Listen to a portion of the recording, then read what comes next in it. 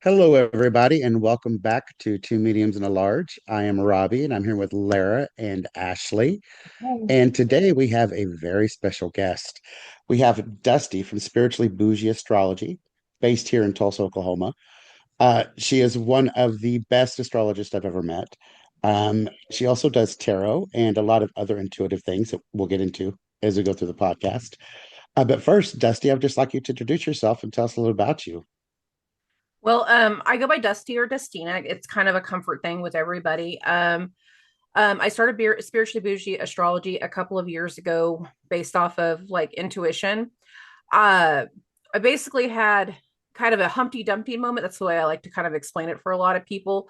Of I had a passing of a family member that whenever I always knew growing up that whenever she passed, that it was going to break me. Like she was my person, she was my anchor person. It was my grandmother.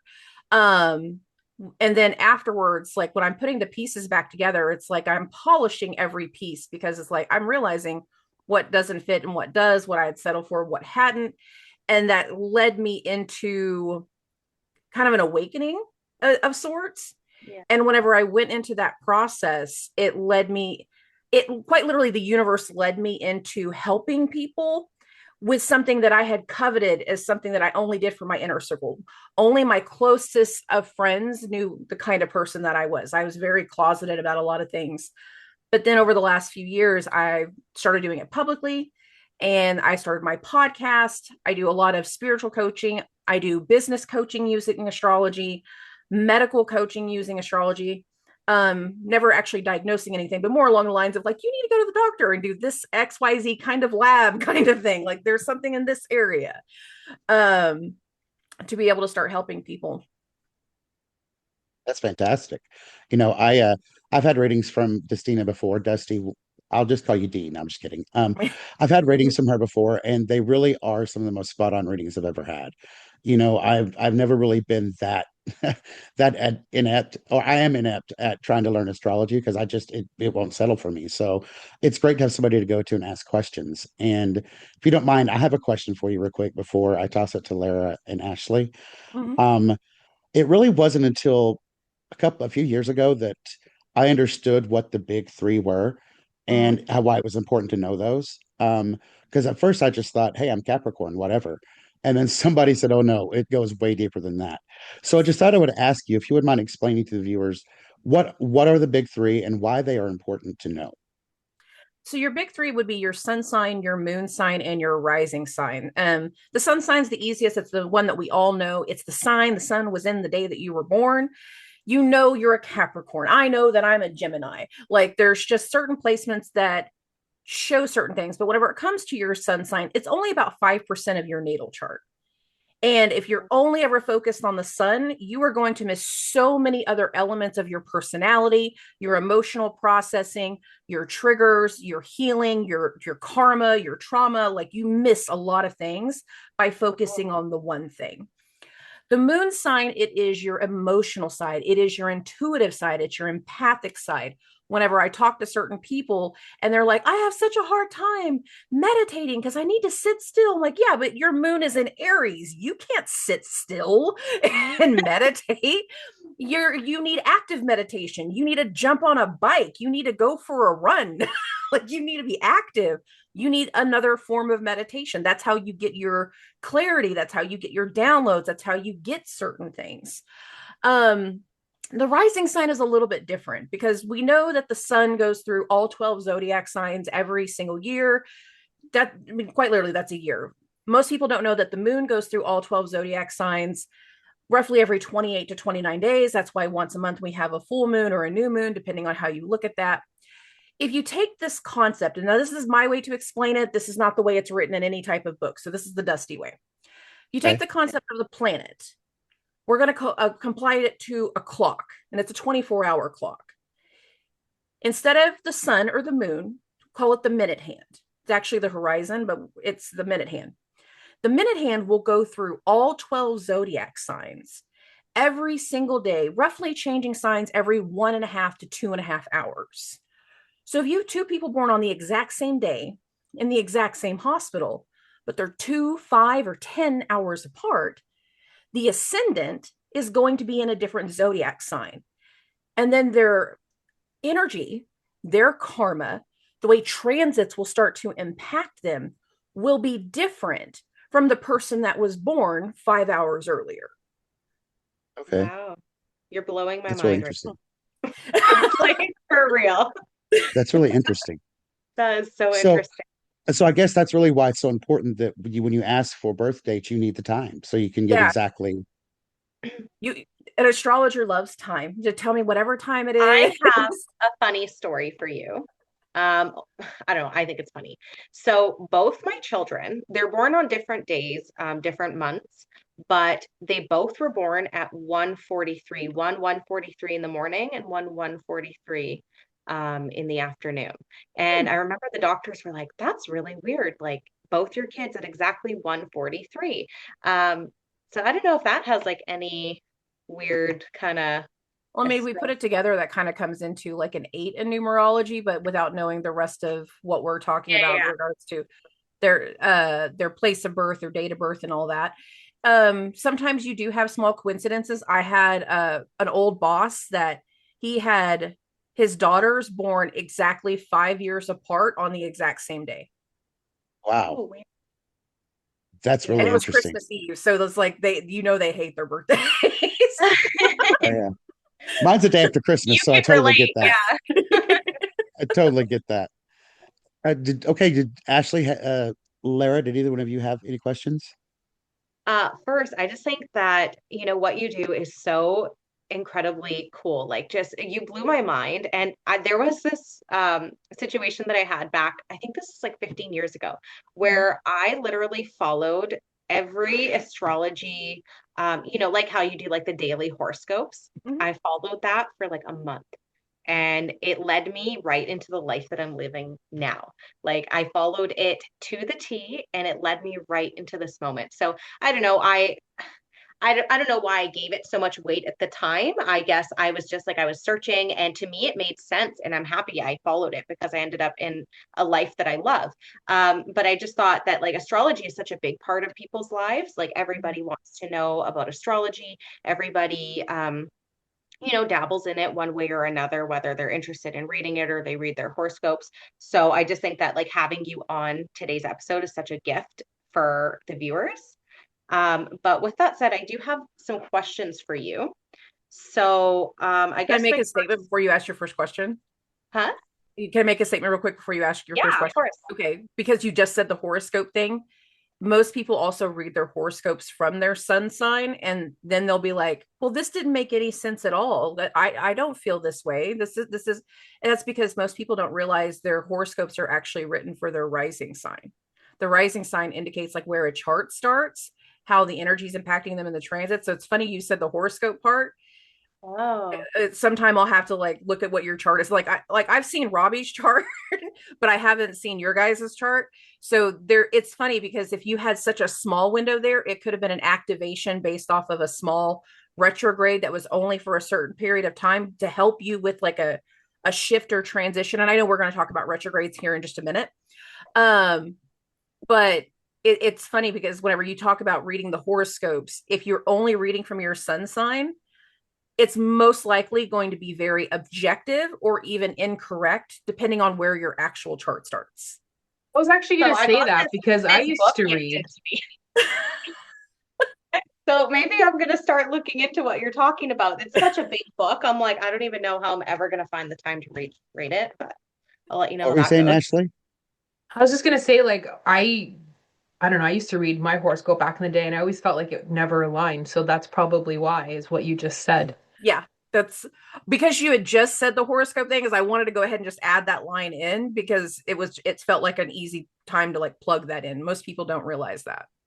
That's very I cool. always actually tell people read from both your sun sign and your rising sign, and then after so much time, you'll start to find the pattern as to which one you identify with more. And most of the time, when people open themselves up to that idea, they'll really find themselves like, no, that rising sign is right. Go Yeah. ahead. I'm so sorry. Wow. Okay, so going to my first question, it was, is there anything in a chart that points to intuitive or psychic abilities?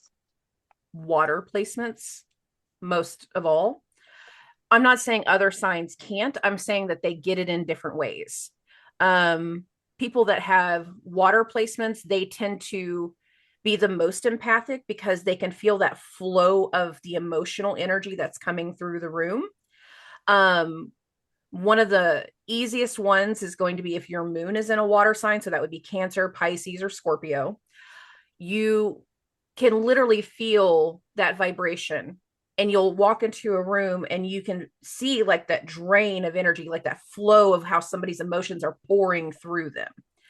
Where an air sign, it seems more like frequency. Whenever their intuition is kicking in, you hear a buzzing, like you hear the words, you hear a buzzing. um you hear different things come through, or like keyword, like suddenly you have a keyword search that just hits your head of like, I don't know why, but I just heard this. Like, what is this from? Where is this coming from? Fire signs, they feel impulse. Their intuition is more of a like magnetic pull where they want to take some kind of action. Fire signs would be Leo, Aries, and Sagittarius.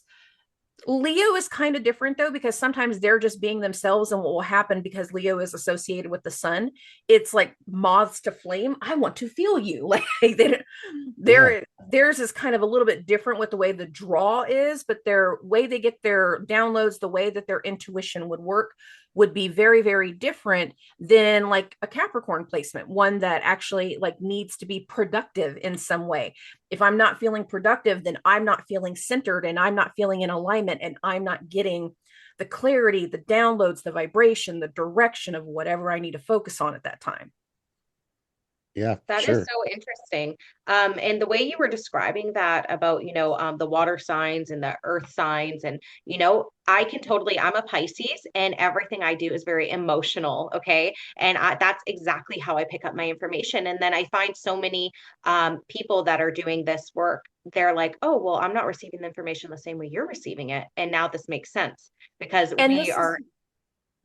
going off what you're saying. Sorry. What I was listening to before I hopped on is actually listened to your guys' mentorship episode. And it would also kind of go into like that mentorship aspect. If you get somebody that has a lot of air placements, their way of teaching is the way that they know. And they're not necessarily deciphering that they're teaching only from the knowledge that they have. If they don't know the complexity of the rest of the way that you tap into your intuition, how you can center on your downloads, how you can accept certain things, there's a reason why one mentorship or one flow of energy is going to be different. There's a reason why some of your downloads would be different in the way that they come through versus Ashley's or versus Robbie's. Yeah. So interesting. That makes total sense. Okay, do I have time to ask another question or do you guys have one? You go Oh, ahead go there. ahead. I'll go after you. Okay. Okay, so my next question is, can astrology reveal what a soul is here to heal or complete? Absolutely. I'll tell you my own story as opposed to like opening up somebody else's can of worms. I didn't realize this until after I had my Humpty Dumpty moment that I was talking about a minute ago. Um, I was in home building for years. And what a lot of people don't know, and I didn't talk about it at the time, is there was a small timeline in there that I was arguably homeless while helping other people build their dream homes. Wow. And the very last real estate contract that I did was my little sister's. And the thing is the entire time I knew I was going to do this sister's contract at some point. I was going to be the one that helped her get into a home. And when I did that last contract, we did the last closing. I knew writing her contract, I will never do real estate again. This is my last one.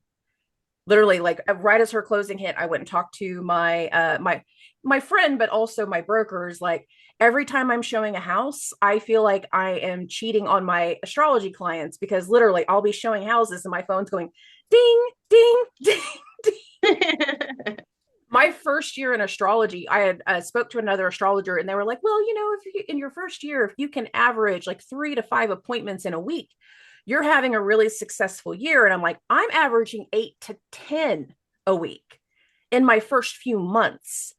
So this is obviously the direction that I meant to go, but I couldn't do it until I separated from real estate.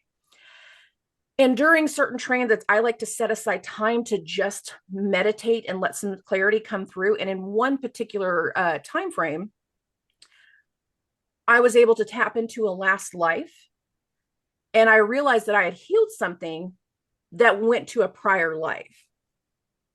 Because in a prior life, I was a tribal priestess that my town had a hand in slavery. And I had Wow. apparently had a relationship with one of the traders that would come over. Well, in one particular instance, they had decided to take over the town. And because me and my past life, I had had that relationship, the town, I'm just calling it the town, the tribe, felt like I had betrayed them, that I was the reason that they had been captured. And then in this life, Um, I had a purpose of helping hundreds and hundreds of people get into their homes, even at a point when I didn't have a home of my own. And that Wow. was me fulfilling my karma to restore those families. And again, my last one was my own sister. Wow. that's really cool. That's really cool. There are sometimes you can see your karma after you have fulfilled it. It's like suddenly all the little lights like click in, like, nope, that. Oh, check, check, check. Yeah, I did that. I did that. And I cleared something. There are times that you get pulled in certain directions and you can't explain it. Like, I feel like I'm supposed to do this. I feel like I'm supposed to help this person. I feel like I'm supposed to work here. I feel like I'm supposed to be with this man. But even though parts of your body is like, I really don't like the way this feels, but I feel like I'm supposed to do it. And a lot of times that is because we have some level of karmic contract that we're meant to fulfill and finally break in this life, because for this day and age, we live longer than we used to back in the day. 100 years Yeah. ago, the lifespan was the 40s. Like by the time Yes, you were in I your heard 40s, that you were too. old. Yeah. Yeah. Can I People, ask on that too? Can I yeah, ask on that? Now that you've been through that, could you look back at your chart and determine, okay, this is exactly what it was trying to tell me? I mean, maybe absolutely. not being able to see it, but looking back, you're like, oh yeah, I know exactly now. Yeah, hindsight's 2020. It's so funny Yeah. because whatever, you don't realize you fulfilled something until you have fulfilled it, and then once you do Right. it, you're like, it's Of like this like course. magnetic light bulb of like, holy crap, that entire Yeah. part of my chart makes sense. That's But really I cool. couldn't have seen it. Like when I was a younger and I'm looking at it, I couldn't see it. But then after you had lived through everything, go through the lessons, go through the relationship, go through everything you're meant to go through, and you fulfill it, there is quite literally a level of internal soul level emotional release that you can't even explain until you hit it, until it happens. I agree with that. That's really fascinating. That's Yeah, great. that's a story. Super I will cool. let Ashley, Ashley take the questions next. yeah. I just want to say, first of all, I absolutely love your name, that it's spiritually bougie astrology. I love it. And I love your, I don't know if that's like a canvas or Yeah, yeah. I love it. It's so pretty. Thank So you. pretty. Yeah, my question was, how do the planetary alignments affect my personality?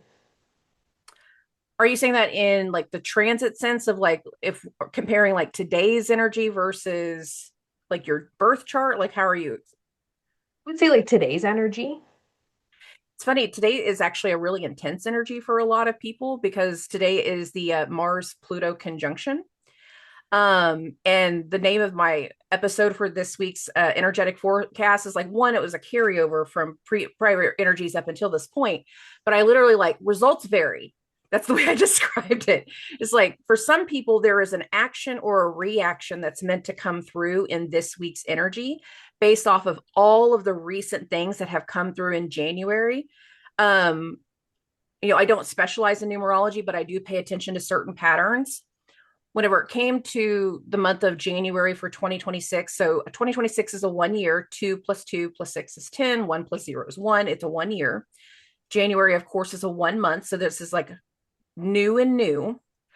Over the course of January, we had 4 planets go into a conjunction with the sun. And this all speaks to rebirthing, something coming into light, something coming into focus. And as we've rounded into this last week of January, because for those that don't know, we're recording this on January 27th. Today is that Mars Pluto. And like this Mars Pluto is a reactionary energy of everything that has been presented or brought to light that has been coming through the month of January. Now we have some level of action that we want to take. And as we go into February, there's going to be a lot of like mental busy energy of trying to figure things out, talk things out, negotiate things out, put things into perspective, because we're going into rounds and levels of a new normal, and everybody's new normal looks different. Wow. So That's cool. really, that's really amazing because just the past couple of days, for the past few weeks, I have just had this stale, everything feels stopped kind of feeling about me because I've been trying to get started. In the past couple of days, I've finally gotten some boost to say, all right, it's time to do something about this. So it's really interesting that you're talking about that. And that's exactly how I felt the past couple of days. That's really interesting. I'm resonating with what you're saying so much. I'm like applying it to my life right now. I'm like, now things are starting to The make hamster sense. wheels started going Yeah. like, oh, Yeah. Yeah. You have me mesmerized. So All what right. what do you think? I have a follow-up question to something you said earlier. You were talking about using your chart to also look at healing and triggers for healing.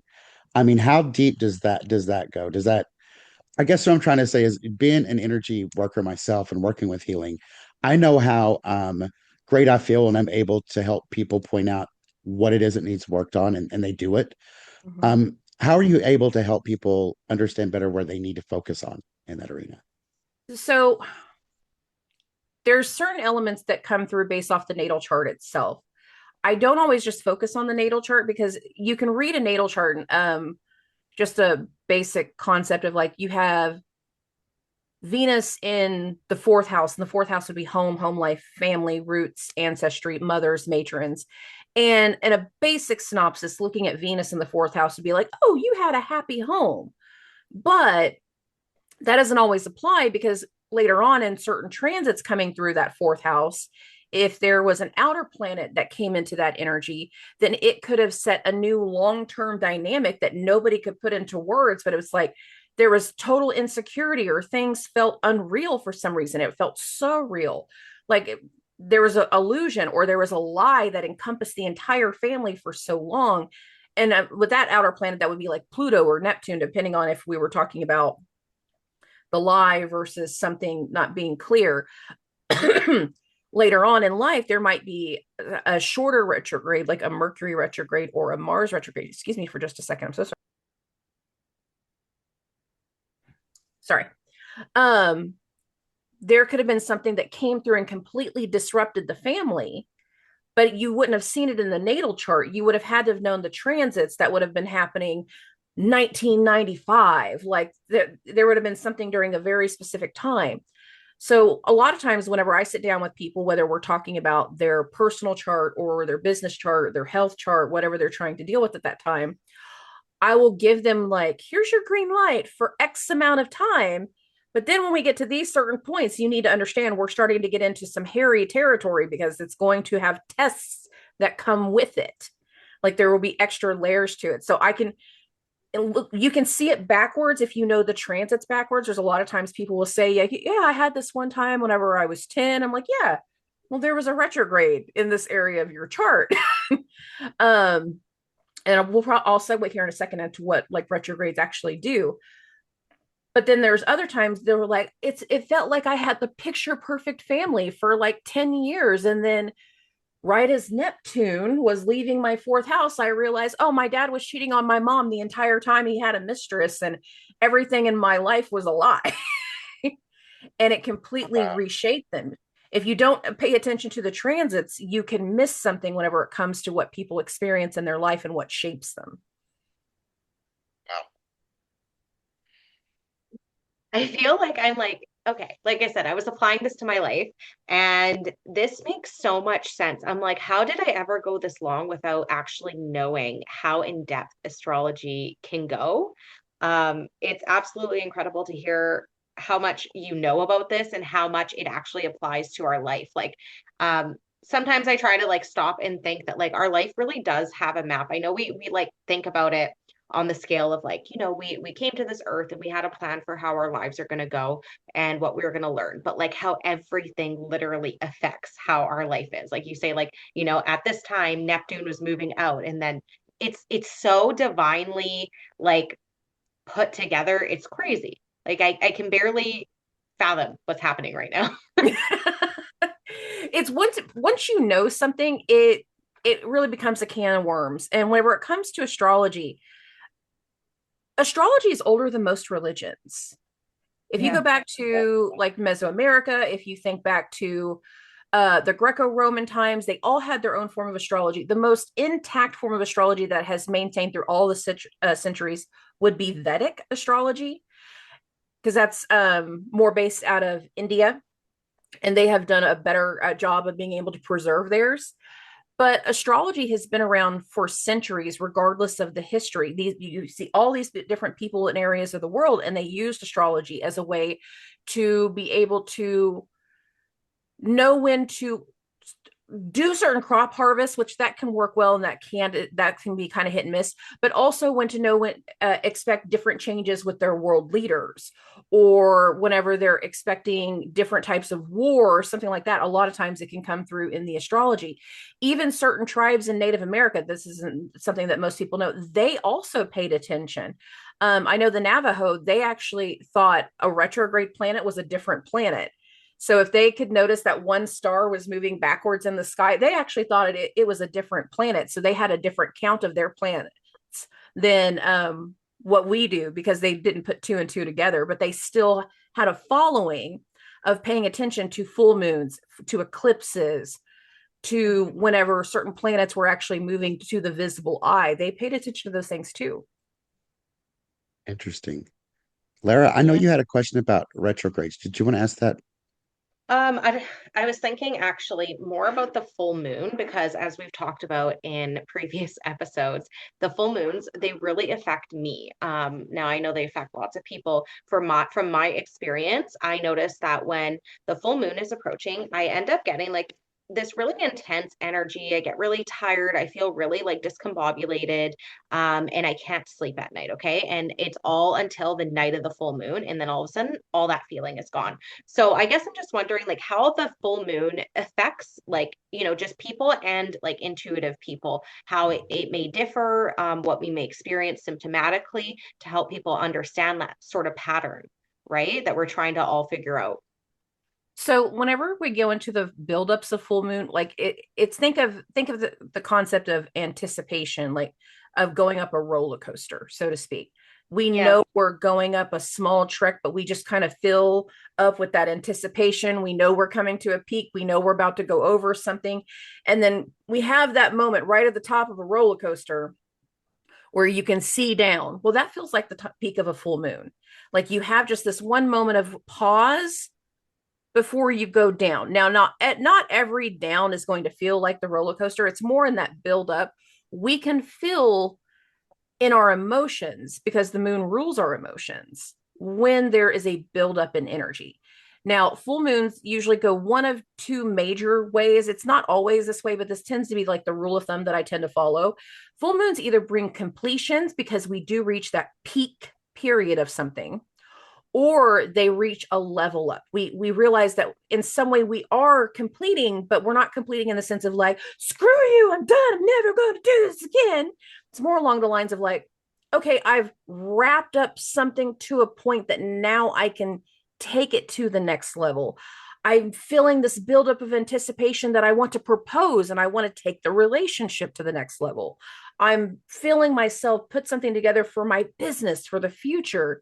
And then it's like once you get to that moment of like, I'm here, that's when we normally feel the release in the full moon. The thing is, people don't realize just how activated they are by the moon. I mean, we're made up 70% of water. And if the moon Mm. is going to impact the oceans, you know damn well it's impacting us. Yeah, that's true. Yeah. So we can feel the amp up, we can feel certain things, but if you don't realize you're quite literally feeling the connection of that vibration, you're feeling the connection to that energy, and it's teaching you something, it's making you focus on something, it's making you deal with something or do something. You don't necessarily realize just how important those full moons are. Now, not every full moon is the same, not every eclipse is the same, because you can have full moon and new moon eclipses. um, but there's usually something that can come to some level of a peak. It might just be a minor peak of something. Like, I got something done in the house. Like, I finally got this room painted and decorated the way that I wanted during this one full moon. And now there's a relief that follows. So Yeah.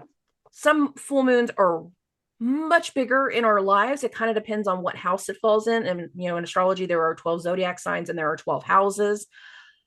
A full moon in somebody's third house could be a travel situation, or it could be a going back to school situation, where a full moon in the seventh house of relationships could mean literally a shift in how you connect with another person, whether it's a romantic relationship, a business relationship, a friendship, or anything along these lines. That So is let me very follow interesting. up. Go ahead, Lara. I'm sorry. Uh, I know we have so many questions. I guess I was just going to ask if we like, so I feel the momentum come up, right? And then can we ever like do it wrong? Because like sometimes I'm like, okay, now we reached a peak, but like nothing's changed for me. Nothing that I've noticed has changed. And sometimes it does. So I'm like, can we do it wrong? Or like, does everybody kind of level up? No, it's not doing it wrong, and it's not everybody leveling up. Like I said, sometimes it's a small mundane thing, like we finally got something done in the house. That's why I was comparing it to like just finishing Okay. up a room.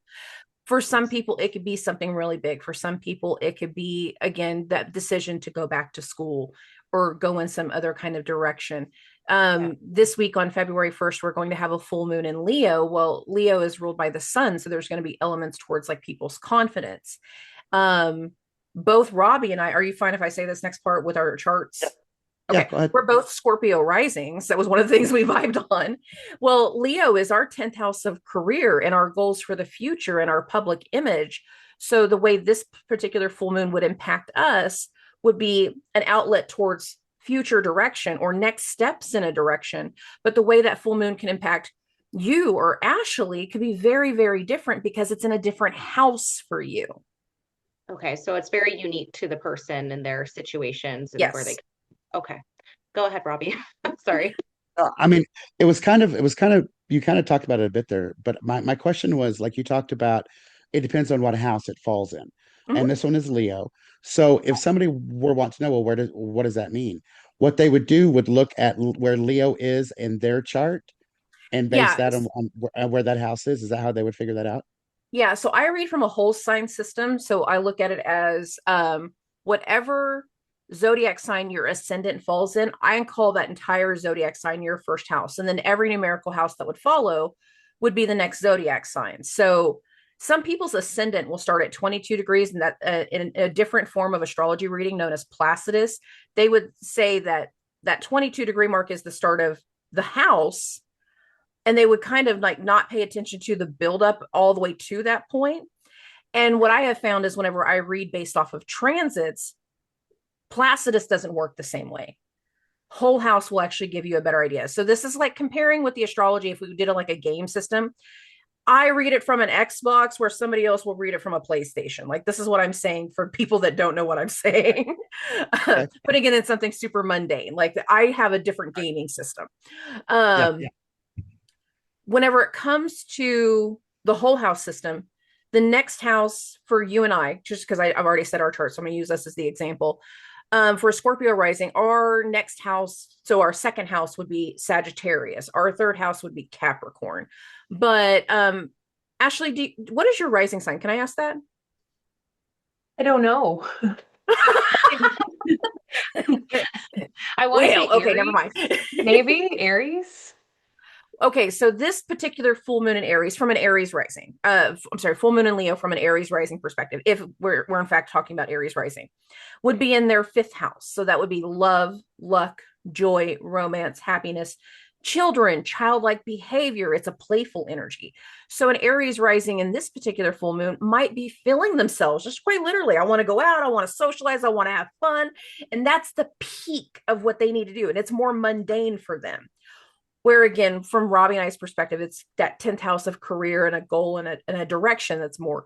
So a full moon for an Aries rising, this particular full moon, going off of this one, would be different even for a Taurus rising, because they would be focused more on their home life or their family or what they need to do to get things settled, or maybe they're focused on their mom during that full moon just because of how it's impacting them. Okay. That's really I have cool. another question. Um, Yes. so for people that are looking for astrology readings, when would you recommend in their life is like a good time to get one, and how can they apply it to their lives to better, um, their growth? Sure. Um, I always suggest, if nothing else, do it around your birthday. For every year we live in, we actually live through one of our houses, and this is what's known as a perfection year. So you have chart rulers, which is not something that we talked about, but like every one of these zodiac signs has a planetary ruler, and whatever that planet goes through impacts the individual all throughout their life. But if you're living through a house, I know I'm adding an extra layer here. Um, Basically, we go through 12-year cycles, and every 12 years we would reset. But as you're going through that 12-year cycle, there's steps in the parts to be able to understand it. And sometimes you might be a Libra rising that's being ruled by Venus, but if you are in a seventh house perfection year, well, the entire year would be themed off of how you're connecting to other people and partnerships. And you might be going through activations with both Mars and Venus simultaneously. And if you don't know that that year is going to be based off of themes and partnerships and relationships or potentially legal matters, you don't realize what you can be preparing for. Because I always look at it in the sense of like, astrology gives you the chance to prepare. So that way, when shit hits the fan in one way, shape, or form, you are able to respond versus react. If you Yeah, feel that's a great if you are feeling blindsided, you're more likely to react. But if you know a certain time frame, it's going to be intense, it's going to be frustrating, that there's going to be something that tests your boundaries. Then whenever it hits, you are far more prepared and be like, all right, well, I knew it was coming. Yeah, Yeah. no, that's a great way to look at it. Thank you for that. Yeah. Yeah, that is. I do want to ask about, because I know we've joked about it on here before, calling it, Mercury in the microwave and stuff. But I would like to know exactly, what retrograde is and how it affects you. I know it depends on what planet it is, how it affects Mhm. you, but just explain that a little bit. Okay. So we'll beat up Mercury because he goes retrograde the most. Mercury goes retrograde anywhere between 3 to 4 times a year, depending on um Overachiever. yeah. Yeah. But it also has to do with the proximity to the sun. So really the reason we feel retrogrades differently is because that planet is actually closer to us at that time. So during a Mercury retrograde, Mercury's going around the sun, so to speak, and comes back around. But whenever he gets to a certain point, basically from our optical viewpoint, it looks like this planet starts to go backwards. But really, he's doing his normal loop around the sun. It's just whenever he's doing it, it's closer to us. So we feel it more intensely. Now, Mercury rules our logical brain. And this is why people are like, oh no, there's misinformation. Something's not clear, because logic is in some way moving backwards, but it also makes us rethink things. There are times in your life where you're pushing for one thing to happen. I need this to happen. I'm trying to make it work. And it's like you're beating your head against the wall. You're pushing a rock uphill, Yeah. and then you get to a stopping point, and that would be like Mercury slowing down and stationing to go retrograde.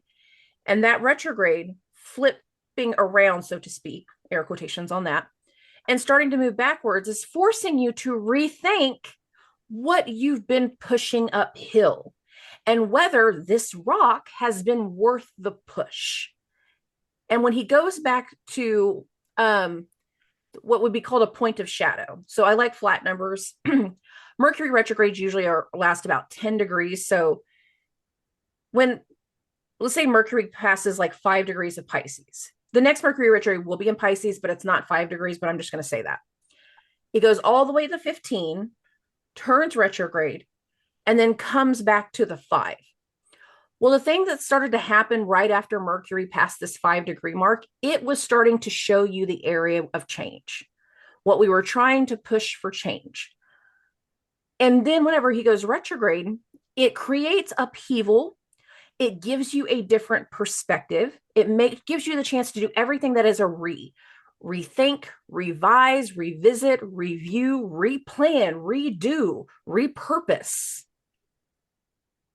in the Okay. backward stage. He stations direct at that point of the sky where he had already been 4 to 6 weeks prior to, depending on what planet and stuff we're talking about. Right now, we're talking about Mercury. And whenever he stops, usually we come to a different conclusion. Screw that rock. I don't want to push it no more. I don't like it. And we look for a different rock or we look for a different hill. That's great. That's a great explanation. I mean, it really is. Because it does make you think about certain situations. When I thought, oh, it's just retrograde, things are chaotic. But then I think, oh, yeah, that's exactly what was happening. I was reevaluating what I had just done and Mhm. realized it wasn't worth the trouble. So that's absolutely fantastic way to put it. Lara, I can see you've got something going in your head right there. Is there a question? No, I was actually just thinking, I was wondering if you had any more questions, Ashley. No, I feel like there's so much information in this episode, and like I don't know too much about astrology, so for me it's just like information overload, but I'm also like very fascinated by all of this information. So I think it's Okay, I guess super cool. okay, I do have more questions. Okay, good. Okay.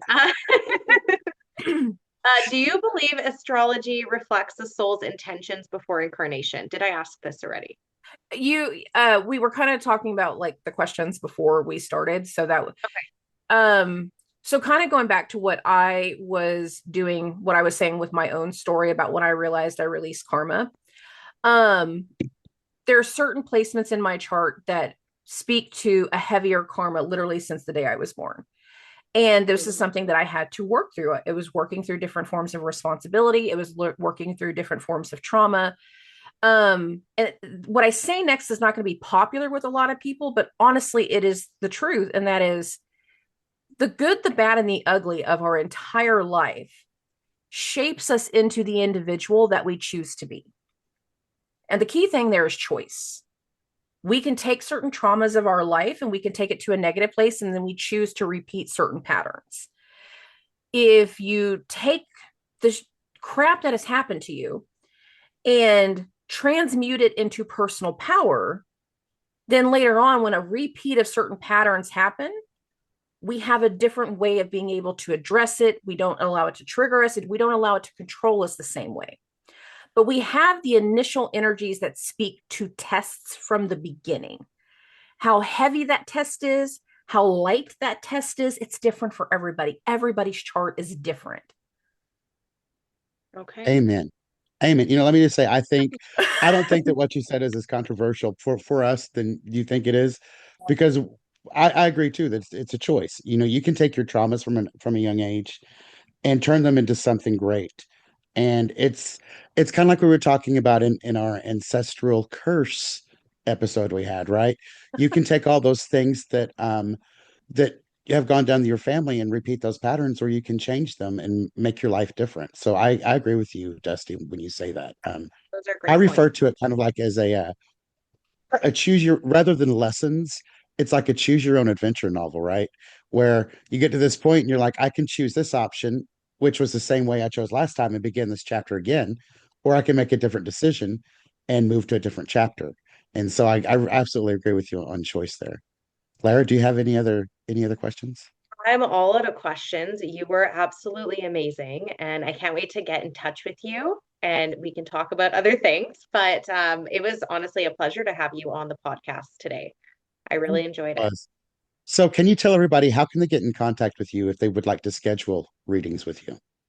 So I have a website. It is www.thespirituallyboujee.com. I also have a podcast. It's on all the bigs. So it's on YouTube, Spotify, iHeartRadio, Apple, Amazon. You can listen to it or you can watch it depending on which platform we're talking about. And it is Spiritually Boujee Astrology. I do weekly episodes where I give energetic breakdowns of whatever the energetic weather report needs to be for that week because that's basically what it is. I Hmm. talk about what's major planetary things are going on, what sign the moon is going into, and what it's going to do to your psyche, and what kind of things that you can anticipate in big and small forms. I talk about tying previous history stuff into transits that are starting to repeat. We didn't really talk about too many transits, but like we're literally repeating certain transits right now. And we're repeating patterns from things that have happened previously in the collective. So I've talked about the bigger stuff like that before. I break down the full moons, the new moons, the retrogrades, the ups, the downs, the sides to sides, the smoke signals. Like I do different breakdowns to help people understand when they're starting to feel certain energy waves in their intuition, like they're feeling pulled or called. I do breakdowns for the general forecast, but I also break it down by astrological sign whenever it comes to like new moons and full moons and stuff like that. I'll be That's tuning very to cool. that podcast. Yeah, for sure. Thank you so much, Dusty, for joining us today. It was such a pleasure to have you. And I hope Yeah, to see you in person again pretty soon. I'm sure we will. All right. All right, Thank everybody. you. Thank you so much. It was so Bye. nice to meet you guys. Thanks.